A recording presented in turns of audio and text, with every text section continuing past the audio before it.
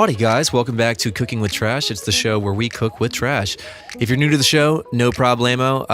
Essentially, what we're doing is we're grabbing all of the perfectly good food that grocery stores and other businesses throw out and making use of it. So it's an attempt to raise awareness towards the amount of food waste that we have currently, not only in the United States, but all over the world, and offering a creative, temporary solution to this issue.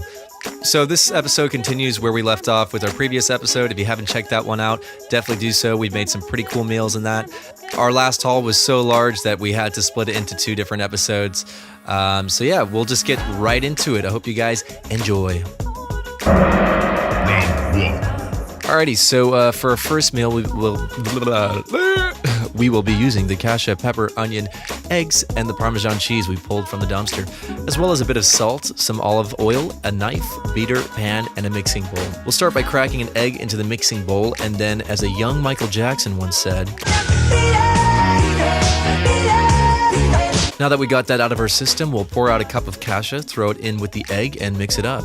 We'll then grab our onion next and remove the ends, then dice it up. Next, we'll turn the heat up on the stove, whack a pan on there, and pour some olive oil in. Scrape the kasha into the frying pan, mix, and then we'll add a pinch of salt, some of our dumpster dive black pepper, chuck our onions in, and then mix. Get a little teapot, short and stout, boiling, and add about 2 cups of water to the pan.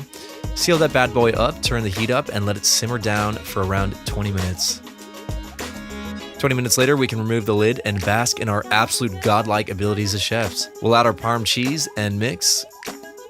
And like a drunk magician at a kid's birthday party, we've magically turned our dumpster dive food into a gourmet feast. If you haven't tried kasha before, I'd recommend that you do. Definitely make sure, though, you get some flavors in there, as alone I can't say it has the best taste. As the mother figure has said, it tastes kind of like a plastic Barbie doll. I'm not really sure what to think about that, and I'm also worried about her. But regardless, let's move on to round 2.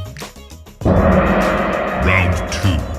Next up, we'll grab our dumpster bananas, pineapple, Italian sweet syrupy stuff. Apparently it's called Fiori di Sicilia. Probably butchered that pronunciation, but whatever. I'm not Italian. Cardamom and allspice. Along with our dumpster finds, we'll also be using some canola oil, a chopping board, a knife, and a glass baking dish. We'll start by peeling the bananas and then chop them into chunks, throw them into a bowl, and then move on to our pineapple. We'll remove the top and the bottom portions of the pineapple, remove the outer skin, unless you're a freak and enjoy that part, and then we'll start cutting those pineapples into chunks. Add the pineapple in with the bananas, pour some canola oil on top, add our cardamom, our Italian and then mix it up, making sure you totally forget about the allspice we plan to throw in there. We'll pour it all into our glass baking dish and then set the oven for 350 degrees and place it in the oven for about 20 minutes. And 20 minutes later, we have ourselves a very simple yet very tasty pineapple and banana dessert. All right, folks, thank you so much for putting up with me for the past couple of minutes. I really appreciate the support.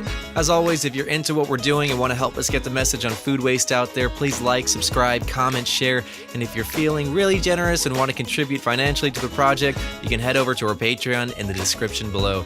Any amount that we raise goes into improving the content and expanding into larger community projects.